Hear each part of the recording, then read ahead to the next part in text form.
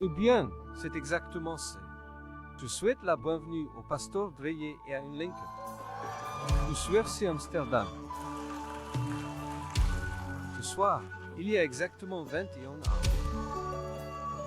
J'ai été sauvé pendant un mois. Et nous avons passé le réveillon du Nouvel An. C'était la première fois, et la dernière fois que nous avons été ensemble dans un service d'église pour le réveillon du Nouvel An. C'était la première fois, et nous nous sommes dit bonjour, nous aurions notre propre service de réveillon, qui serait dynamique, vibrant et en pleine croissance. J'aimerais donc partager un peu de mon expérience. C'est formidable de vous avoir ici. C'est incroyable de passer à nouveau avec vous après 21 ans. Vous voyez, vous pouvez servir le Seigneur ensemble pendant 21 ans, et pour les 21 ans à venir, Amen. Nous vous souhaitons donc la bienvenue, à vous et à toute votre famille. Nous vous aimons. Nous vous remercions de votre présence. Famille, pendant que je me préparais pour le service de ce soir, j'ai entendu les mots suivants dans mon esprit. Préparez-vous, préparez-vous, préparez-vous. Je demandais au Seigneur un message pour ce soir, et tout ce que j'ai entendu de Saint-Esprit, c'est préparez-vous, dites-leur de se préparer, dites-leur de se préparer. En tant que peuple de Dieu, nous sous-estimons à quel point il est important dans la vie de se préparer en famille. Je crois qu'en tant qu'enfant de Dieu, il est important pour nous, pour réussir l'année de Seigneur et au-delà, nous devrons valoriser le principe de préparation dans nos vies. Lorsque le Saint-Esprit m'a dit les 3 mots préparer, préparer, préparer, je compris que c'était très sérieux. Dans le livre de Jean, lorsque Jésus a dit au jeune homme appelé Nicodème, qui était venu lui demander comment on pouvait se sauver, il lui a dit, en vérité, je te le dis, il faut qu'un homme naisse de nouveau. Puis il a dit, en vérité, je te le répète, il faut que tout naisse de l'eau. Ainsi, chaque fois que le Seigneur dit, en vérité, oh préparez-vous, préparez-vous, préparez-vous, vous devez savoir qu'il veut votre attention. Je crois que nous sous-estimons, en tant que peuple de Dieu, l'importance d'une bonne préparation dans nos vies. Et je crois que le succès de l'année du Seigneur pour le peuple de Dieu sera dans la vie de ceux qui va les rire. Le principe de la préparation de notre vie. Préparer signifie mettre en condition ou en état de préparation. Il s'agit de fabriquer, d'assembler et de composer. Cela signifie mettre les choses en place, en état de préparation. Cela signifie simplement se préparer. Toutes les personnes présentes dans cette salle, tous les enfants de Dieu et tous les membres de la secte veulent que l'année soit celle du débordement. Elle a été déclarée, nous lui faisons confiance, nous prions pour elle, nous la recevons et nous espérons que nous marcherons tous dans cette voie.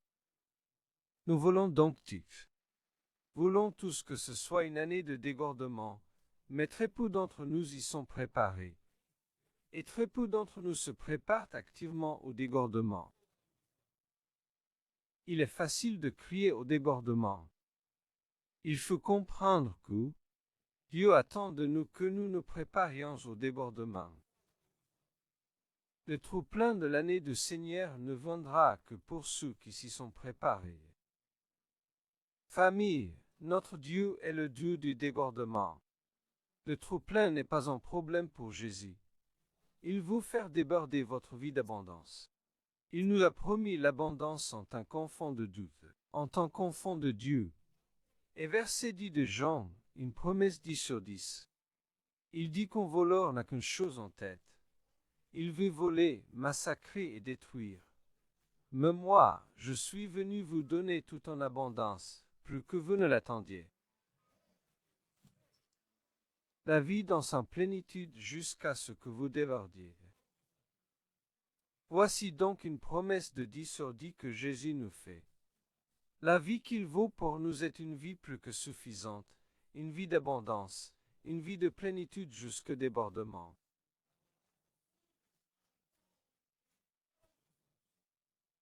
C'est la promesse de Dieu à son peuple, à tous ceux qui suivent Jésus. Une vie de plénitude jusqu'à ce qu'elle déborde. Le problème, c'est ce qui suit, notre manque de préparation pour que le débordement se produise dans nos vies. Et je veux que vous me suiviez parce que, une chose que vous devez comprendre, c'est qu'il nous a fait une promesse, une vie de débordement. Mais nous avons un problème. En tant que peuple de Dieu, nous ne valorisons pas le principe de la préparation. Nous ne sommes pas prêts pour le débordement. Nous ne mettons pas les choses en place pour le débordement. Et vous devez comprendre que notre Dieu n'est pas un gaspilleur. Il n'est pas comme vous et moi. Nous gaspillons, Dieu ne gaspille pas. Il n'est pas un Dieu qui gaspille quoi que ce soit. C'est pourquoi vous donniez-il le trop plein si vous le gaspillez en ne vous préparant pas à le recevoir? Alors nous prions tous, nous crions tous et nous croyons tous, mais nous ne nous préparons pas à recevoir le trop plein. Coran, passe-moi la bouteille d'eau que tu as bu. Oui, merci beaucoup. C'est très simple. Quand tu étais enfant et que tu as ouvert et que vous l'avez rempli, un enfant ne s'inquiète pas quand la bouteille déborde. C'est ton parent qui vient lui dire, arrête ça, c'est assez. Parce que nous sommes morts, nous avons appris à ne pas gaspiller. Alors nous, et Dieu n'est pas un enfant. Le Dieu que vous servez n'est pas un enfant. C'est un Dieu de débordement, mais ce n'est pas un Dieu de gaspillage. Alors si vous ne vous préparez pas, si vous ne mettez pas les choses en place, si vous ne vous préparez pas, il ne va pas simplement le verser. Parce que vous y croyez. Il ne le fera pas simplement parce que vous le voulez. Il va regarder à quel point vous êtes préparé pour le débordement dans lequel il veut que vous viviez ou qu'il veut que vous ayez. Le problème n'est donc pas avec Dieu, il n'est pas avec ses promesses. Le problème vient de nous, qui n'accordons pas d'importance au principe de la préparation. Si vous étudiez les plus grands revers de cette nation depuis de nombreuses années, au cours des 1200 dernières années, vous constaterez que les revers étaient de grandes effusions de l'Esprit de Dieu, un débordement de miracles. Mais ils ne se sont jamais maintenus parce que les gens n'étaient pas préparés à porter le revers plus loin. Posons donc les fondations de Toembifulf. Nous savons que Dieu veut un débordement, mais je vous dis aujourd'hui que seuls ceux qui sont préparés pour le débordement recevront le débordement dans la plénitude. Et je veux que vous sachiez que votre manque de préparation pour le débordement dans l'avant-dernier temps vous empêcherait d'expérimenter le débordement dans l'avant-dernier temps. En faisant cette déclaration, certains d'entre vous diront, mais ce n'est pas une bonne nouvelle, pasteur. Je ne suis pas venu pour entendre cela ce soir. Mes amours, le débordement arrive, mais seulement pour ceux qui s'y sont préparés. Il se peut que vous soyez assis ici ce soir et que vous pensiez, il est trop tard pour moi. J'ai traîné les pieds pour être trois. Non, ce n'est pas le message de ce soir, car ce soir le Seigneur m'a envoyé pour vous dire, pour vous donner une idée de ce qu'il faut faire. Pour vous donner une parole, de vous préparer et de vous préparer en cours. Il n'est pas trop tard. Vous avez traîné les pieds, mais ce soir vous pouvez prendre une décision. Je vais, dès demain matin, commencer à me préparer à ce que le trop-plein m'atteigne quelque part dans le Toembifulf. Se préparer, ce n'est pas simplement attendre que le trop-plein se produise. Être préparé, ce n'est pas simplement « Oh, je l'ai lu, j'y crois, je l'ai déclaré, je l'ai crié, et maintenant je suis assis sur mon canapé et j'attends. » Beaucoup de chrétiens pensent que cela va simplement arriver. D'où est Dieu, donc Dieu doit le faire. Non, non, non, 1000 fois non. La préparation est un état d'esprit. La préparation est une voyage. Vous ne pourrez pas vivre une vie de préparation si vous ne permettez pas à Dieu de vous préparer. Autre préparer. Ce n'est pas simplement attendre dans l'expectative que le trop-plein se produise. Être préparé signifie que vous avez mis les choses en bon état. Vous avez fabriqué des choses. Vous avez composé des choses. Et vous avez composé des choses. Être préparé signifie que vous avez travaillé. Vous avez travaillé physiquement pour mettre les choses en place et vous préparer.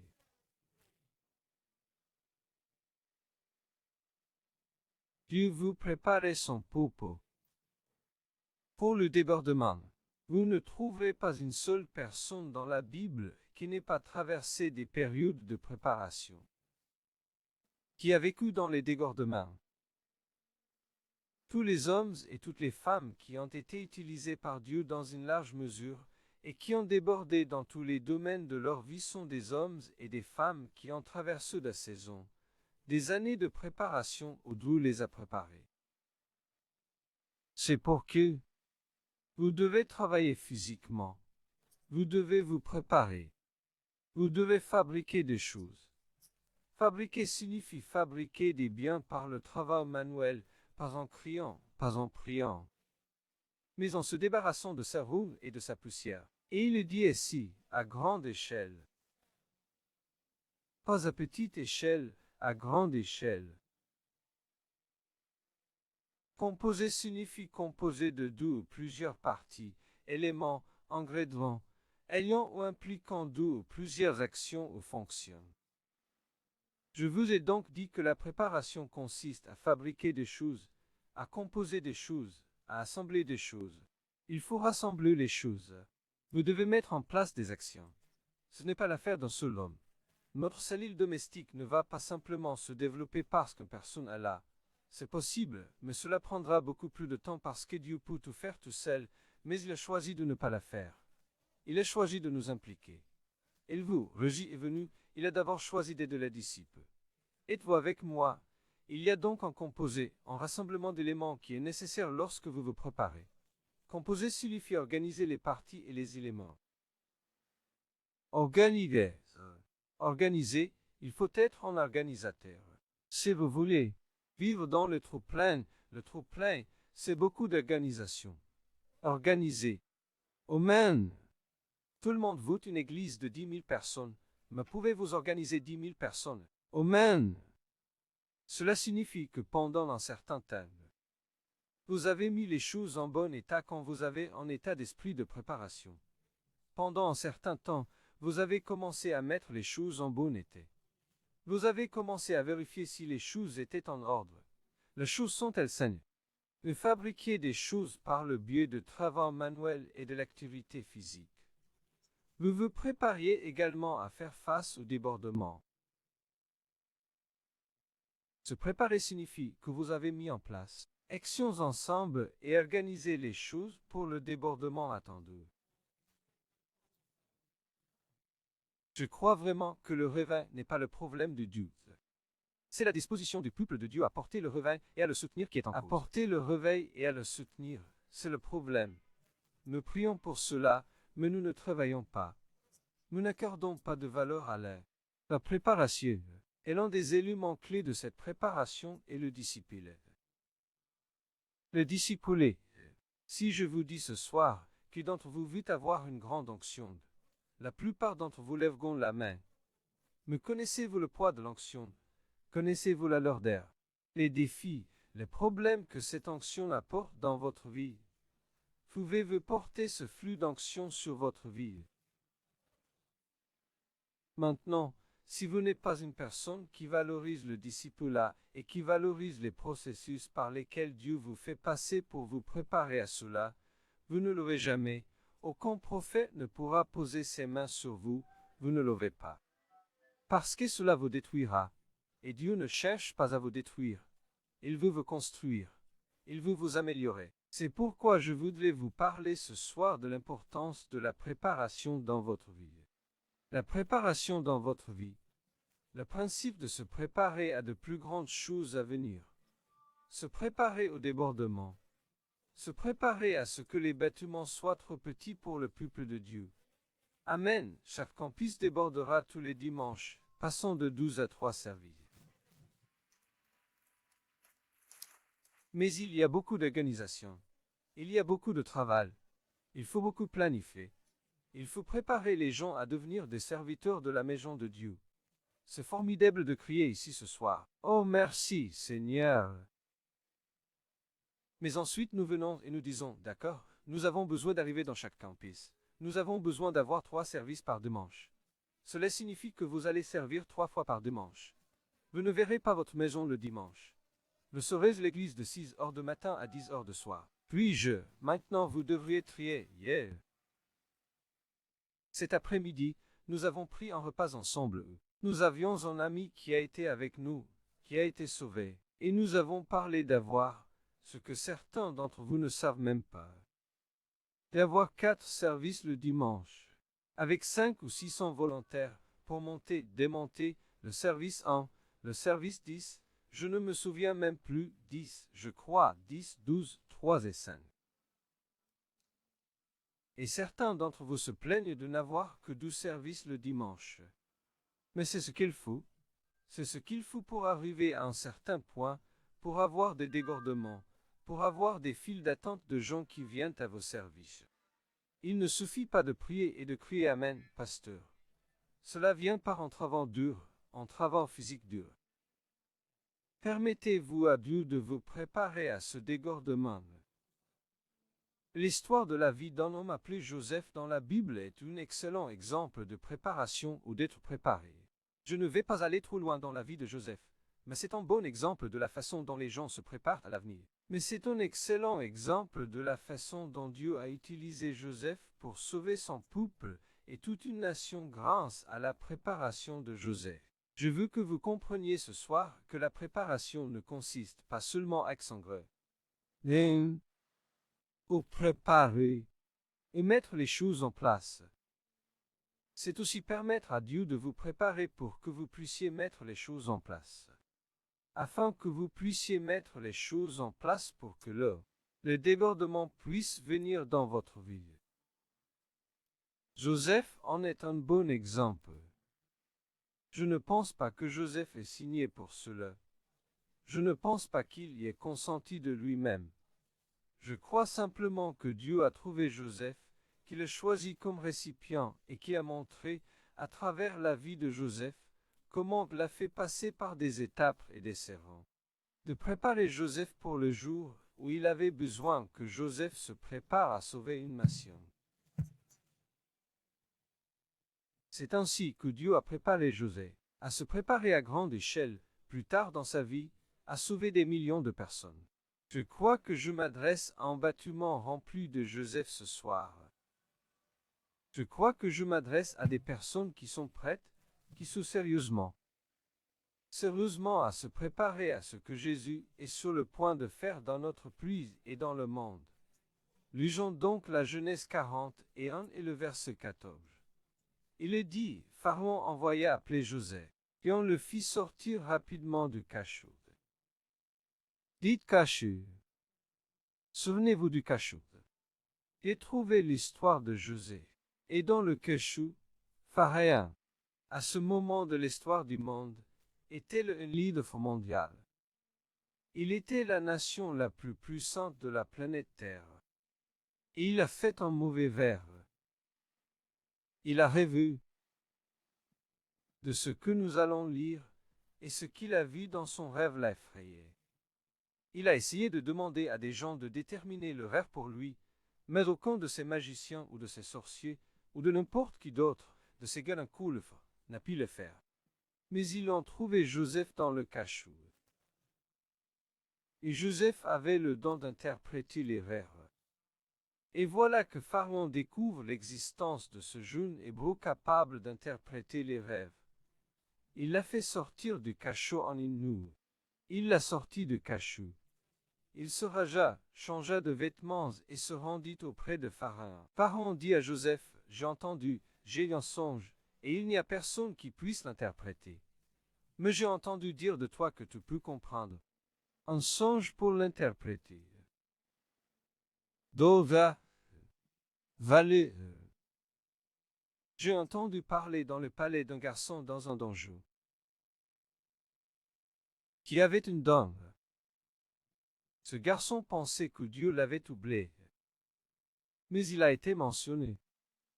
Dans les, je ne sais pas de qui il s'agit. Mais son nom a été mentionné dans le palais. Mais j'ai entendu dire que l'a pu comprendre un vers pour l'interpréter. Joseph répondit à Pharaon en disant, ce n'est pas un mouet. Dieu donnera à Pharaon une réponse de cœur. Pharaon dit à Joseph, voici, dans mon rêve, je me tenais sur le bord de fleuve. Soudain, sept vaches sont sorties de fleuve, belles et grasses, et elles ont mangé dans le pré. Puis voici que 7 autres vaches sont montées après elles, pauvres, très laides et décharnées. Je n'ai jamais vu une telle laideur dans tout le pays d'Égypte. Et les vaches maigres et laides mangèrent les 7 premières. Les vaches grosses, quand elles les eurent mangées, personne ne sut qu'elles les avaient mangées, car elles étaient aussi laides qu'au début. Je me suis donc réveillé. C'est un mauvais verre. Je vis aussi dans le verre que 7 têtes s'élevaient soudain sur une tige pleine de bonnes choses. Puis, voici que 7 têtes flétries et flétries par le vent étant poussées après elles. Et les têtes maigres dévorèrent les 7 bonnes têtes. Je racontai cela aux magiciens, mais ils ne purent me l'expliquer. Joseph dit à Pharaon, les songes de Pharaon ne font que. Dieu a montré à Pharaon ce qu'il allait faire. Les 7 bonnes vaches sont 7 ânes, et les 7 bonnes têtes sont 7 ânes. Les rêves ne font que. Les rêves ne font qu'un. Les 7 vaches maigres et laides qui sont montées après elles représentent 7 années, et les 7 têtes vides flétries par le vent représentent 7 années de famine. C'est ce que je dis à Pharaon. Dieu a montré à Pharaon ce qu'il allait faire. En effet, 7 années de grande abondance viendront dans tout le pays d'Égypte. Mais après elles, il y aura 7 années de famine, et toute l'abondance sera oubliée dans le pays d'Égypte, et la famine épuisera le pays. L'abondance ne sera plus connue dans le pays, à cause de la famine qui suivra, car elle sera très forte. Le songe fut répété 2 fois à Pharaon, car la chose est établie par Dieu, et Dieu l'accomplira bientôt. 2 fois, Dieu l'a établi. 3 fois, vous êtes dans le pétrin. Dieu est sérieux. Préparez-vous, préparez-vous, préparez-vous. Dieu fera en sorte que les choses s'accomplissent. Maintenant, que Pharaon choisisse un homme intelligent et sage et qu'il le mette à la tête de pays d'Égypte. Que Pharaon fasse cela et qu'il nomme des officiers dans le pays pour collecter en 5e des produits du pays d'Égypte pendant les 7 années d'abondance. Les 7 années d'abondance, qu'ils recourent toutes les denrées de ces bonnes années à venir, qu'ils entreposent le grain sous l'autorité de Pharaon, et qu'ils gardent les vivres dans les villes. Ces vivres serviront de réserve au pays pendant les 7 années de famine qui s'abattront sur le pays d'Égypte, afin que le pays ne périsse pas pendant la famine. Le conseil fut bon aux yeux de Pharaon et de tous ses serviteurs. Alors Pharaon dit à ses serviteurs, « Peut-on trouver un homme comme celui-ci, un homme dans lequel il y ait l'Esprit de Dieu ?» Vous voyez, c'est cela le problème. Lorsque nous avons l'Esprit de Dieu, il comprend la valeur de la préparation. Et nous préparer. Pour le débordement, nous préparons à l'abondance, nous préparons à soutenir. Je sais que vous priez pour 1 million de livres. Mais pouvez-vous rester les mêmes? Pouvez-vous encore servir Jésus lorsque vous aurez 1 million de livres ou 10 millions de livres? Pouvez-vous toujours donner la priorité à l'Église dans votre vie? Pharaon dit à Joseph, Dieu t'a montré tout cela, et il n'y a personne qui ait autant de discernement et de sagesse que toi. Tu dirigeras ma maison, et tout mon peuple sera gouverné selon ta parole. C'est seulement pour le trône que je serai plus grand que toi. Dova. Le lendemain matin, rasage, nettoyage. Palais, 12e responsable. Pharaon dit à Joseph, vois, je t'ai établi sur tout le pays d'Égypte. Pharaon ôta sa chevalière de sa main et la mit à la main de Joseph. Il le revêtit d'habits de fin lin et lui passait une chandelle au cou. On dirait les évêques de Londres, avec une chaîne en or. Tu pleurant. Et on le fit monter dans le second char qu'il avait, et ils crièrent devant lui, fléchissant le genou, et il l'établit sur le pays d'Égypte. Pharaon dit à Joseph, je suis Pharaon, et sans ton consentement, personne ne pourra lever la main ni le pied dans tout le pays d'Égypte. Pharaon prononçait le nom de Joseph, un grand œil. Il lui donna pour fin un ancien fille de Potiphar, prêtre dans. J'espère que vous pouvez faire mieux, je n'ai pas pu. C'est ce que j'ai fait de mieux. Joseph parcourut le pays d'Égypte. Joseph avait 30 ans lorsqu'il se présentait devant Pharaon, roi d'Égypte. Joseph sortit de chez Pharaon et parcourut tout le pays d'Égypte. Pendant les 7 années d'abondance, la terre avait produit en abondance. Joseph recueillit toute la nourriture des 7 années qu'il avait passées dans la pluie d'Égypte, et il la mit en réserve dans les villes. Il amassa dans chaque ville les produits des champs qui l'entouraient. Joseph amassa beaucoup de graines, c'est-à-dire le sable de la mer, jusqu'à ce qu'il cesse de compter, car il était inconcevable. Nous avons ici un bel exemple d'un garçon normand qui a été préparé par Dieu pour préparer une nation et le sauver de salut. Joseph a été placé par Dieu dans une situation où Dieu avait besoin d'un instrument qui dépendait totalement de lui en tant que Dieu pour ce qui était sur le point de se produire dans sa vie, de Dieu pour ce qui allait se passer dans sa vie. Il existe un principe clé de la préparation. Vous passez par des choses, vous passez par le discipulat, vous passez par des saisons où vous êtes brisé. Pouvez-vous compter sur Dieu pour savoir que votre vie est entre ses mains, que Dieu sait exactement ce qu'il fait, que ce pasteur qui est si dur avec vous est la bonne personne pour la saison dont vous avez besoin? Pouvez-vous vous fier à Dieu dans ces saisons où le Seigneur sait exactement ce qu'il faut pour vous préparer à ce qui va arriver, pour vous préparer à ce qui va arriver? Joseph s'est préparé au débordement en planifiant et en travaillant dur. La préparation de Joseph pour le débordement a sauvé une nation de la famine lors d'une très grave sécheresse. Ainsi, la préparation que Dieu fait dans votre vie n'est pas seulement pour le débordement. Non, c'est pour le débordement et le sortage des jeunes. En fin de compte, Dieu ne veut pas que votre vie déborde et que personne ne soit sauvé. Comme certains d'entre vous ont l'habitude de le crier. Allez, Dieu, bénis-moi et Dieu, pourvois à mes besoins et Dieu, règle ça, mais personne dans votre vie n'est sauvé. La préparation pour le débordement est en fin de compte pour que d'autres soient sauvés. Joseph a planifié, Joseph a fabriqué, Joseph a composé quand il le fallait et l'Égypte a été sauvée. La préparation au débordement apportera toujours l'abondance dans votre vie. Mais cela doit conduire à sauver de nombreuses vies. La prochaine fois que vous demanderez à Dieu de vous bénir financièrement, de bénir votre entreprise, d'augmenter et de déborder dans tous les domaines de votre vie, vous devrez également demander à Dieu de sauver des gens à travers votre vie. Personne ne veut tuer débordement. Le débordement, c'est que les gens soient sauvés. La préparation, c'est que les gens soient sauvés. Être préparé signifie, excusez-moi, être préparé apporte une promotion. Si vous permettez à Dieu de vous préparer, l'étape suivante sera la promotion. Vous ne savez pas quand la promotion arrivera, vous devez simplement être prêt. Dieu vous promouvra et vous donnera de grandes responsabilités. Et tous les jeunes hommes présents dans la salle disent « Merci, j'accepte les responsabilités ». Dieu vous prépare donc en vous donnant des responsabilités afin que vous puissiez en avoir de plus grandes. On ne peut pas avoir une grande vie sans grande responsabilité.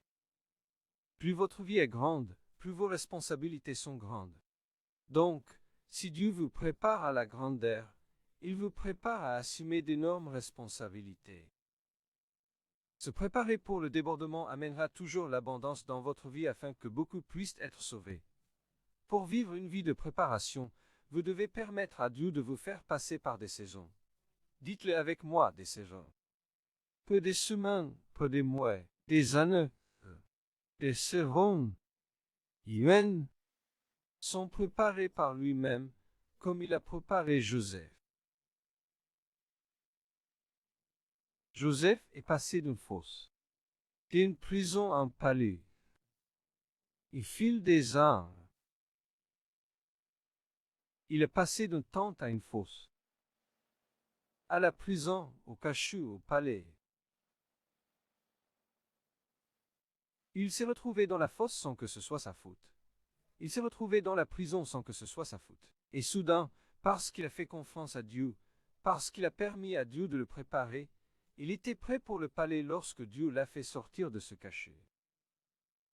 Ainsi, pour vivre une vie de préparation, vous devez permettre à Dieu de vous faire passer par des séjours où il peut vous préparer lui-même. Il utilisera des personnes, mais c'est lui qui vous prépare à travers ces personnes. Tout comme Joseph. Il a utilisé les frères de Joseph pour le mettre dans la fosse. Mais il était derrière tout ça. Il a utilisé la tâche de sa femme pour le mettre en prison, mais Dieu l'a permis. Joseph est passé de la fosse à la prison et finalement au palais simplement parce qu'il a permis à Jésus de le préparer. Si vous êtes ici ce soir et que vous avez l'impression d'être dans une période difficile, que ce que sont des pasteurs en formation. Amen, c'est une saison difficile. Continuez à permettre à Jésus de vous préparer. Si vous êtes ici ce soir et que vous avez l'impression d'être dans une période difficile, de ne pas voir la lumière, de ne pas savoir comment Dieu a fait pour m'y mettre, permettez à Jésus de continuer à vous préparer. Ne sautez pas la pistolet. Ne sautez pas la barrière. Ne vous retirez pas de l'église. Il y a un but. Si vous êtes ici ce soir et que vous vous trouvez dans une période de prison, vous avez l'impression qu'il n'y a pas de place pour bouger. Continuez à permettre à Jésus de vous préparer. La préparation est plus importante que ce que vous vivez en ce moment. Si vous êtes ici ce soir et que vous avez l'impression d'être dans un palais, tout va bien. Je tiens à vous le rappeler. Continuez à permettre à Jésus de vous préparer dans le palais parce que vous pourriez passer de palais à la fosse très rapidement. Dans le chapitre 5 de Luc, il est dit ce qui suit. Alors Jésus leur dit une parabole. Personne ne met un morceau d'un vêtement neuf sur un vieux vêtement. Sinon, le vêtement neuf se déchire et la pièce qui a été prise sur le vêtement neuf n'est pas assortie au vêtement ancien. Personne ne met du vin nouveau dans de vieux outres. Sinon, les vins nouveaux fait éclater les outres et se répandent. Des déchets. Et les outres seraient abîmées. Mais le vin nouveau doit être mis dans des outres neuves. Et les deux se conservent. Et personne n'ayant bu du vin vieux, mais désire pas immédiatement du vin nouveau. Car il dit que les vieux est meilleur. Certains d'entre nous sont tellement ivres du vieux vin, que lorsque le nouveau entre dans notre vie, nous ne le voyons pas comme meilleur. Je voudrais vous laisser sur quelques principes qu'il faut aussi vous rappeler. Vous devez abandonner votre ancienne façon de faire les choses. Si vous entrez pour faire dans un instant, avec la même attitude, de faire les mêmes choses en espérant des résultats différents, vous êtes fou. Vous avez un problème. Tu dois donc laisser tomber l'ancienne façon de faire les choses si tu veux faire l'expérience de la nouveauté que le Seigneur a pour toi. Chaque année, tu dois laisser tomber les vieilles choses pour expérimenter de nouvelles choses. Tu dois abandonner ton ancienne façon de voir les choses. Si vous voulez expérimenter de nouvelles pensées et de nouvelles choses, la façon dont certains d'entre vous pensent est très ancienne. À la limite de la religion. Mandat suffira. Il faut se débarrasser. Si vous voulez avancer spirituellement dans la chute, il faut se défaire de son ancienne façon de parler. Les choses. La vie et la mort et la vie sont au pouvoir de la langue. Et vous continuez à marmonner la mort, et vous continuez à marmonner des gémissements et des plaintes, et vous continuez à être dans la passé. Je ne sais pas comment tu fais. Mais nous ne pourrons pas te côtoyer. Tu dois changer ta façon de parler parce que tu ne changeras pas ta façon de vivre à l'avenir. Vous devez abandonner votre ancienne façon de planifier les choses. Votre manque de planification vous empêchera de vivre dans le trop-plein. Famille, nous viens habitués.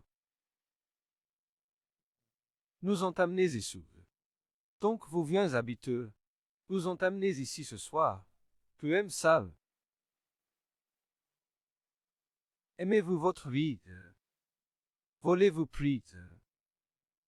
Pouvez-vous faire mieux? Si vous dites, je peux faire plus, je peux faire mieux, alors l'ancien doit disparaître, pour que vous ayez le nouveau. Car Dieu n'est pas qu'un concubasquille. Il ne veut ni pas l'ancien et le nouveau. Il se débarrasse de l'ancien. Il se concentre sur le nouveau. C'est pour que Dieu fait constamment quelque chose de nouveau dans nos vies. Pour t'aimer, il dit chaque matin, mes miséricordes sont nouvelles. Dieu veut donc que vous vous concentriez sur la nouveauté. Il veut que vous pensiez des pensées nouvelles. Il veut que vous planifiez de nouvelles façons de faire, de nouvelles choses, que vous ne restiez pas bloqué sur l'ancienne. Cela signifie que beaucoup de changements doivent se produire. Si nous voulons être prêts pour le débordement, on ne peut pas rester dans le même état d'esprit et s'attendre à un débordement, et s'attendre à ce que le trop-plein vienne. Le Seigneur ne versera pas du neuf dans vous. Mais, si vous continuez à penser, à parler, à planifier et à faire ce que vous avez fait dans le passé, vous obtiendrez les mêmes résultats et le même avenir. Vous finirez par obtenir les mêmes résultats et le même avenir que ce que vous avez connu jusqu'à présent. La folie consiste à faire les mêmes choses encore et encore, en s'attendant à des résultats différents. Soyez donc très prudents. Pour la Chine, l'aime boire le vieux veille. Et la chair dira toujours que l'ancien. Mané, ne l'écoutez pas, ne tombez pas dans le piège. Méfie-toi, il y a une part en chacun de nous qui s'enire de vieux veille et qui veut nous faire croire que l'ancien est meilleur. Non, ce n'est jamais mieux. Dieu ne mélange pas l'ancien et le nouveau. Il travaille avec une vase mousse qu'il a préparée pour de l'huile nouvelle et des choses nouvelles. Et quand vous êtes nés de nouveau et que vous êtes sauvés, comme vous l'êtes, je l'espère, tous dans cette salle, alors vous êtes un nouveau vase qui transporte de l'huile nouvelle, qui fait de nouveaux projets, qui parle de manière nouvelle, qui agit de manière nouvelle. Amen. Je voudrais donc vous encourager aujourd'hui, avant que nous ne partions. Décidez aujourd'hui, dans les quelques instants que nous avons. Je me débarrasse de l'ancienne façon de penser, l'ancienne façon de faire les choses, l'ancienne façon de penser l'Église, l'ancienne façon de parler. Je laisse tomber tout ce vieux, pour vivre dans les nouveaux. Pour que les choses nouvelles et différentes que le Saint-Esprit vous montrera et manifestera dans votre vie soient pleinement présentes. Vous devez donc constamment prendre des décisions. De commencer de maintenant. Je ne vais pas continuer à suivre mes viens habitudes. Je vais regarder le Saint-Esprit pour qu'il me révèle de nouvelles choses, de nouvelles façons de penser, de nouvelles façons de faire, pour obtenir de nouveaux résultats qui se manifesteront par lui dans ma vie. Décidez aujourd'hui de permettre à Jésus de vous préparer afin que vous puissiez vivre une vie de préparation. Il y a plusieurs secondes. Dans ce processus, famille, Dieu ne vous prépare pas seulement pendant les 10 premières années de votre vie. Il nous prépare constamment, à travers différentes saisons, à être des personnes qui vivent dans la préparation et qui apprécient le principe d'être préparées. Quelle que soit la chose pour laquelle vous priez, vous préparez-vous à le recevoir. Quel que soit l'objet de votre confiance, vous préparez-vous exsangré à le vivre. D'accord, qui d'entre vous dans cette salle, sur votre tableau de prière, vous priez et faites confiance à Dieu pour votre propre maison. Levez la main, ne soyez pas timide. Certains d'entre vous se remettent à Dieu pour ne pas être dans un appartement d'une chambre avec un compagnon, avec une amie. en espérant que ce ne soit pas une petite amie, mais juste en amour. Il est facile de le dire, de le C'est déclarer, facile de de l'affirmer, de le déclarer, de parler, mais êtes-vous prêt à payer l'hypothèque tous les mois, à payer les factures, à payer le gaz, l'électricité, la taxe d'habitation? Y avez-vous pensé? Avez-vous préparé votre budget en conséquence?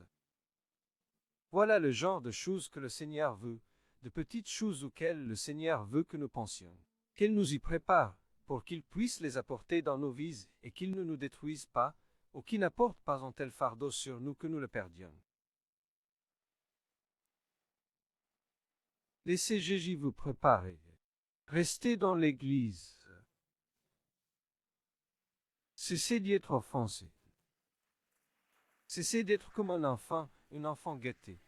Quand tout le monde essaie de changer, de vous aider à changer, alors vous prenez votre haricot, votre bonnet, et vous quittez le navire. Et tous ceux qui n'applaudissent pas. Vous devriez maintenant parler tout seul. Parce que vous vous sentez offensé quand les gens vous corrigent. Vous aident, vous disent de ne pas faire les choses de telle ou telle manière. Je ne retournerai plus dans cette église. Non, bien sûr, retournez à votre église religieuse. Restez comme vous êtes.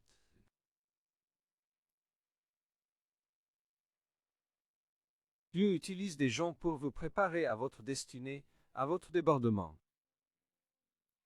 Et la personne qu'il prépare et utilise. Et la personne qu'il utilise pour vous préparer n'est pas vous. Et certains d'entre vous ont besoin d'avoir cette révélation. Il ne se sert pas de vous. Il va utiliser quelqu'un que vous n'aimez pas. Pour vous préparer. Pour vous préparer.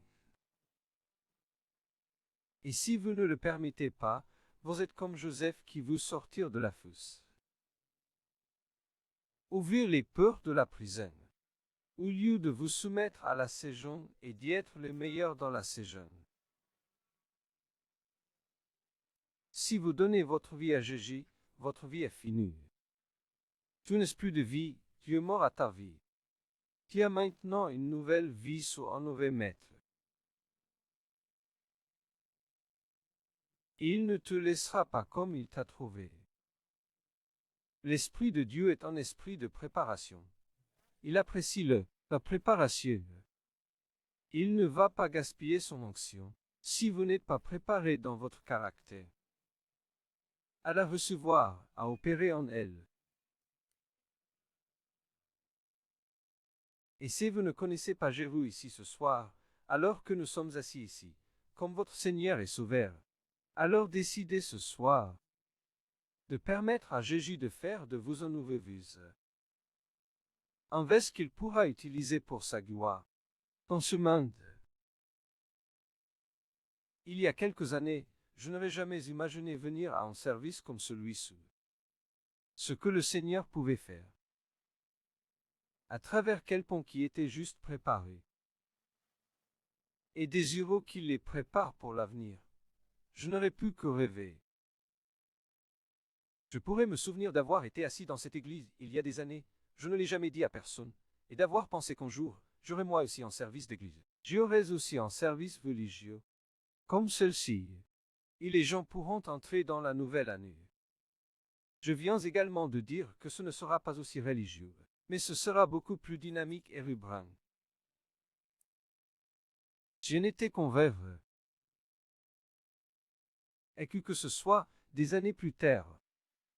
Nous sommes ensemble ce soir. Dieu nous donne donc des exemples bibliques, puis des exemples personnels. Des exemples personnels. Et vous pourriez être assis ici ce soir, dans une fosse, dans une prison. Vous pourriez être dans un donjon. Vous pourriez être seul. Vous savez peut-être que vous ne connaissez pas vraiment Jésus comme votre Seigneur et Sauveur. Mais ce soir, vous êtes venu dans la maison de Dieu. Et je veux que vous sachiez qu'il ne vous a pas destiné à vivre une vie dans une fosse et dans un cachot. Il est destiné à utiliser votre vie comme un vaisseau pour en sauver beaucoup. Et je remercie Dieu d'avoir dit via Jésus il y a quelques années. J'ai dit via lui de faire de moi un nouveau vuse, une personne qu'il pourrait utiliser pour sauver beaucoup de gens pour sa gloire. Peut-être que vous êtes ici ce soir et que vous ne connaissez pas Jésus comme Seigneur et Sauveur. Alors je veux que vous décidiez ce soir de lui donner votre vie et de regarder ce qu'il peut faire à travers votre vie. Peut-être que vous êtes ici ce soir et que vous êtes né de nouveau et que tu veux faire de grandes choses pour Dieu. J'espère que ce message t'inspire à permettre à Dieu de vous préparer pour les grandes choses qu'il veut faire dans et à travers votre vie. Peut-être êtes-vous ici ce soir comme nous tous, de vieux meubles, aussi proches que possible de la vieillesse. Nous sommes de vieux meubles dans la maison de Dieu. Il est à nouveau temps de laisser tomber, daigner et faire confiance à Dieu pour demain. Confier à Dieu qu'il peut emmener nos églises, nos campus vers des dizaines de milliers de personnes. Emprunter son esprit comme jamais auparavant dans la ville de Londres, faire de nouvelles choses en nous et à travers nous. Vous êtes peut-être ici ce soir. Je veux vous encourager à permettre à Jésus de vous sortir du donjon du péché et de la mort, à le laisser vous lever. Tout comme il a sorti Joseph des cachots, le nettoyer, rager et la presser comme un récipient devant fermer pour sauver une génération. La venue du Seigneur Jésus est très claire, très proche. Avant de partir, je voudrais encourager tous les chrétiens nés de nouveau à mettre de l'ordre dans sa maison, à prendre cette parole très au sérieux, à commencer à se préparer. Se préparer à quoi, pasteur? Se préparer à ce que Dieu agisse sur la planète Terre comme jamais auparavant. Se préparer à ce que Dieu apporte le revers. Se préparer à ce que Dieu fasse exploser nos églises. Se préparer à ce que l'inattendu se produise.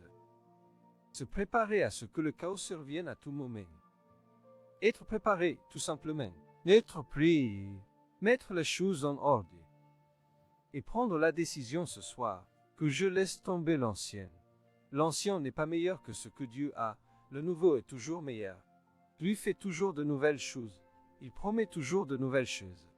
Pour que je puisse avoir de nouvelles pensées, de nouvelles façons de faire, de nouvelles attitudes, de nouvelles choses l'année prochaine. Et je laisse tomber l'année de l'année prochaine, en un instant elle est partout.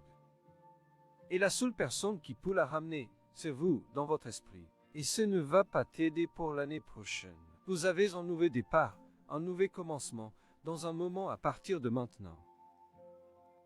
Vous pouvez partir d'ici ce soir. Préparez. Je veux mettre les choses en ordre. Je vais me préparer, je vais fabriquer, je vais travailler, et bientôt je vais marcher dans le débordement, dans ma cellule familiale, dans ma famille, dans mes finances, dans mon campus, dans mon église, et beaucoup de gens vont être sauvés à travers ma vie. Mais je sais que je m'adresse à un groupe de personnes. Je sais que je parle en temps de Joseph ici ce soir. Mais alors fermons les yeux avant de partir ce soir. Père, merci pour ta parole ce soir. Merci de nous avoir dit de faire des affaires jusqu'à ce que tout vienne. Et Seigneur, nous savons que nous devons nous préparer, non seulement pour ta venue, mais aussi pour ce qui est à venir. Nous devons nous préparer à ce qui est sur le point d'arriver dans ce monde. Pour les millions de personnes qui afflueront vers ton Église, à travers le monde, aide-nous, Seigneur, à nous organiser, à autre pied, afin que nous puissions soutenir et aider, et soutenir, et faire plus que jamais. Mais Père, ce soir, je veux prier pour ceux qui ne te connaissent pas comme Seigneur et Sauveur, ceux qui n'ont pas l'assurance de la vie éternelle, ceux qui ne sont pas sûrs de ce qui leur arrivera les jours de leur mort. Peut-être êtes-vous ici ce soir, et c'est de vous que je parle. Avant de partir, j'aimerais prier pour vous. Une prière a changé ma vie, une décision. De laisser tomber la religion. D'arrêter de me disputer, de me quereller, d'essayer de dire à tout le monde et à moi-même que j'étais en accord avec Dieu, mais je savais que ce n'était pas le cas. Et je sais que vous êtes venus ce soir, à l'affiche de 10 heures avant le nouvel an, où vous auriez pu être dans un pub, un bar et entre amis. Parce que Dieu, il est votre numéro. Et il y a un but à votre présence ici ce soir. Et avant de partir, j'aimerais prier pour vous. Une simple prière qui changera votre vie pour toujours. Si c'est de vous que je parle, et que vous savez que vous avez besoin de cette prière, et que vous soyez dans cet auditorium, alors que tous les yeux sont fermés et les têtes attachées, je veux vous demander de faire quelque chose pour moi. Vous voulez que je vous inclue dans une simple prière. Alors je veux que vous leviez rapidement la main et que vous disiez, me voici, priez pour moi. Merci, je vois votre main. Et une autre main, merci. Une autre main, les mains se lèvent partout. Si vous êtes assis au fond, vous avez besoin de cette prière, levez votre main, dites, je suis là, priez pour moi. Si vous l'avez levée, vous pouvez la baisser. Nous prierons avec vous et Dieu fera un grand miracle dans votre vie. Vous n'avez pas encore levé la main, tu sais que tu devrais les faire. Dis à Jésus ce soir, oublie tes amis, ta famille, ce qu'ils diront. Partez d'ici ce soir, partez à Trouy, avec Jésus dans votre vie. Vous n'avez pas encore levé la main. Vous savez que vous devriez le faire. Glissez-la vite. Merci, merci. Une autre main au fond, oui. Seigneur, nous honorons ton nom ce soir, et nous te remercions pour chaque personne qui dit oui dans son cœur, chaque personne qui lève la main. Tu les connais tous par leur nom. Je prie pour que la foi se lève maintenant. Au nom de Jésus dans leur vie. Et nous te remercions pour un grand miracle qui se produira dans un instant lorsqu'ils se tourneront vers toi. Que ton vin vienne et que ta volonté soit faite. Au nom de Jésus, nous prions, et tout le peuple de Dieu dit, Amen. Si vous recevez la parole avec moi, veuillez vous lever et applaudir Jésus. Et pendant que nous applaudissons, j'aimerais vous demander de me rendre un grand service. Il y a tant de mères qui se sont levées, et je sais qu'il y a tant de personnes qui ont dit oui dans leur cœur. Vous n'avez même pas levé la main. Pour ceux qui ont dit oui, et pour ceux qui ont levé la main, j'aimerais vous demander de me faire une grande faveur. Je veux prier avec vous. Je veux que vous vous leviez de votre siège et que vous alliez jusqu'à l'autel. Si vous êtes assis au fond de l'auditorium, je veux que vous descendiez rapidement jusqu'à la section vitrée. Si vous êtes assis à l'avant, je veux que vous descendiez de l'avant. Demandez peut-être à la personne à côté de vous accompagner. Elle vous accompagnera volontiers, mais venez pour vous ce soir. Allez, sortez de votre siège. Venez à Jésus, venez. Ce soir, sur votre lit. Ce soir, sur votre lit, venez. Nous vivons dans l'année de l'agneau. Et nous entrons dans l'année de l'agneau. Allez. Vous devez sortir de votre siège et venir. Venez à Jésus, venez. Espoir, nous faire attendre. Espoir, nous coucher sans rien.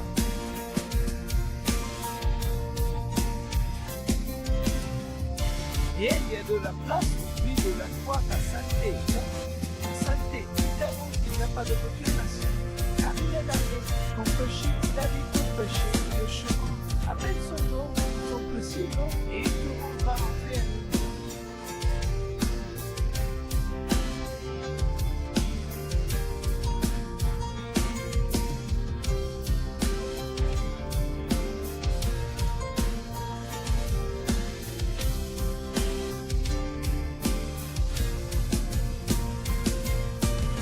Non, espoir, nous perdons rien. Espoir, les couchers sont oubliés. Il y a de la place au pied de la croix, au pied de la vie.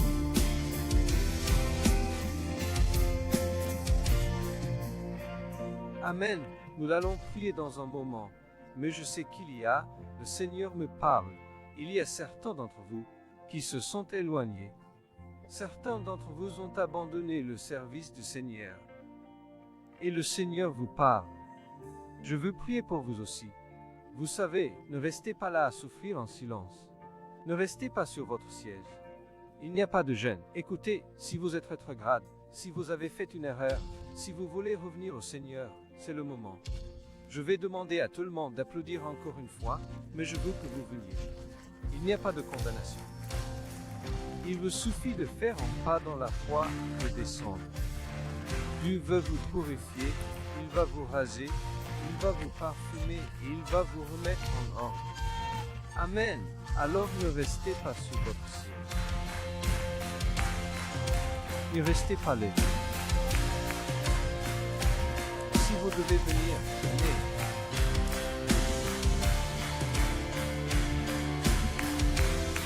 Génial. Génial, toutes les belles personnes, je ne peux pas vous voir au fond, mais vous êtes nombreux. Je veux que vous regardiez tous vers le haut, s'il vous plaît, regardez vers le haut. Le diable veut que nous regardions vers les bas, Dieu veut que nous regardions vers les hauts. Il n'y a rien que vous ayez fait que Jésus ne puisse vous pardonner. D'accord? Il ne s'agit pas d'un voyage de perfection. Jésus dit, donne-moi ta vie et je ferai en sorte qu'un jour te soit parfait.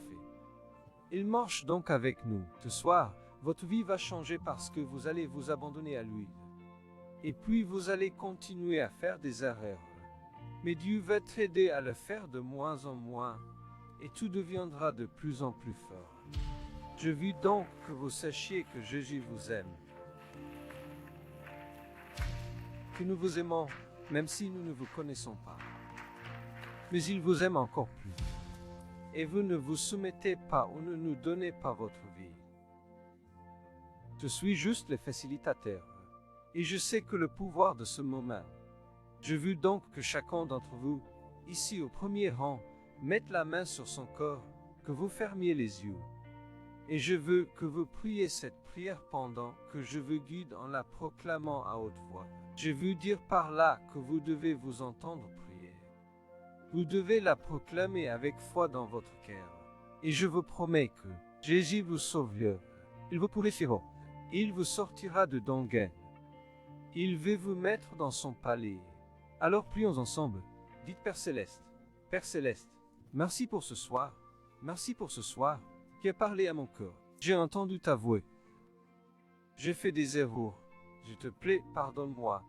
De tous mes péchés, je me repens aujourd'hui et je demande pardon. Je te remercie de savoir que tu me pardonneras. Je te remercie pour ta grâce. Je te remercie pour ton amour. Je te remercie pour ton amour et ton acceptation. Je reçois tout cela ce soir. Je crois de tout mon cœur que Jésus est ton Fils, qu'il est le Sauveur du monde, et aujourd'hui je suis sauvé par lui. Merci Jésus de m'avoir sauvé, de m'avoir rendu nouveau. Utilise-moi comme un verre.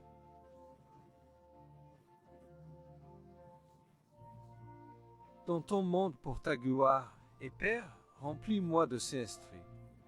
Plante-moi dans l'Église. Et au nom de Jésus, je prie. Amen et Amen. C'est formidable. Pour tous ceux qui se tiennent devant, je veux que vous regardiez rapidement à gauche et à droite. Vous verrez des gens vous faire signe. Faites-moi une grande faveur. Soulevez-les hors de l'auditorium. Nous allons vous donner en cadeau une Bible et nous allons vous ramener directement. Nous ne ferons Dieu de drôle. On va juste vous donner en cadeau une Bible et on va vous ramener directement. Alors venez, Église, encourageons chacun d'entre vous. Continuons à applaudir.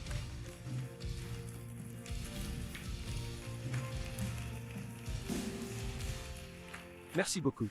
Vous pouvez vous asseoir pendant que nous demandons au pasteur Eddie de faire les dîmes et les offrandes.